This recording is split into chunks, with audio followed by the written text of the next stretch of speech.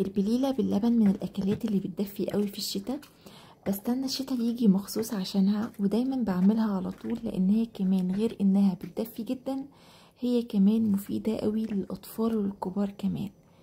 ممكن نعملها بالقرفة، ممكن نعملها بالمكسرات، وزي ما انتي بتحبي. يلا نسمي الله ونصلي على الرسول. يلا بينا بسرعة نشوف هتعملت ازاي. اول حاجة هنحتاج الغلة بتاعت البليلة. دول كان وزنهم ربع كيلو. جبتها وغسلتها كويس قوي لحد ما المية بتاعتها بقت نضيفة تماما، وبعد كده غطيتها بالمية وسبتها منقوعة من بالليل لتاني يوم الصبح.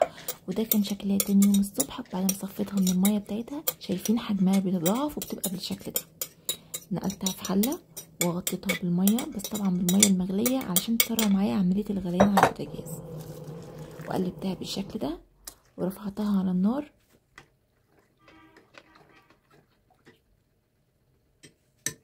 واول ما تغلي كويس بالشكل اللي انتوا شايفينه ده، قلبتها كمان مره وهديت عليها النار خالص لحد ما تستوي. الموضوع النقع بتاعها من بالليل ده بيسرع عمليه السوا، يعني حوالي تلت ساعه نص ساعه بالكتير وهتلاقيها استوت. خلاص هي كده استوت، بس كانت الحله اللي انا مسويه فيها صغيره، مش هتاخد اللبن لما يتحط على البليل. فنقلتها في حله هنا اكبر عشان اقدر انزل عليها باللبن.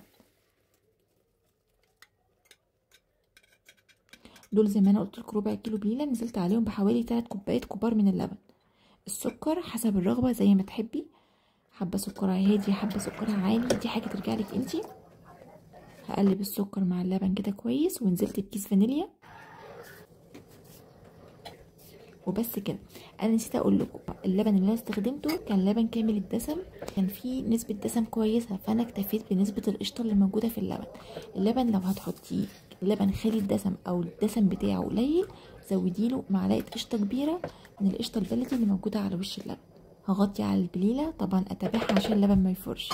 اغطي عليها لحد ما تغلي كويس حوالي 5 دقايق، وبعد كده ارفعها من على النار على طول، وبكده البليله تكون جاهزه. شايفين مفيش اسرع من كده ولا اسهل من كده. انا بحب اللبن بتاعها خفيف كده.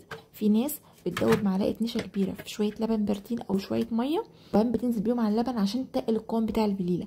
عايز تعملي كده براحتك. لو انت عايزه الطعم اغنى ممكن تزودي معلقه كريم شانتيه خام كبيره على اللبن بارد الاول، تضربيهم كويس وبعدين تنزلي بيهم على البليله. ده كده من الحاجات اللي بتعلي لك الطعم وبتخليه غني اكتر. لكن انا استكفيت بالقشطه اللي موجوده في اللبن وخلاص، وكان طعمها يجنن على كده. الجناش ده حاجه بتاعتك انتي. انا غرفت معاكم مجين، حطيت في مج قرفه وحطيت في مج مكسرات.